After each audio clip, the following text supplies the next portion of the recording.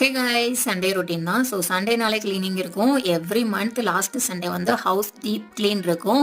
Sofa, TV, ஒட்டடை எல்லாமே வந்து clean பண்ணிவிட்டு அன்றைக்கி ஃபுட்டு சமைக்க லேட் ஆயிரும் அப்படிங்கிறதுனால என் ஹஸ்பண்ட் வந்து பிரியாணி வெளியே வாங்கி கொடுத்தாங்க.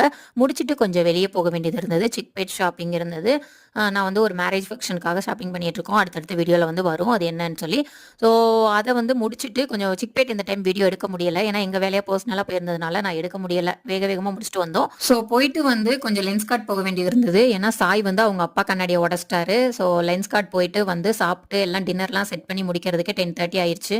அப்புறம் 10:30க்கு மேலே கொஞ்சம் லேபிள் பண்ணுற வேலைலாம் இருந்தது. சாயோட ஸ்கூல்லேருந்து புக்கு, பேக் எல்லாமே கொடுத்துட்டாங்க. அவங்க வந்து கரெக்டாக எல்லாத்தையும் லேபிள் பண்ணி அனுப்பி விட்டுருங்க அப்படின்னு சொல்லி மெசேஜ் அனுப்பியிருந்தாங்க.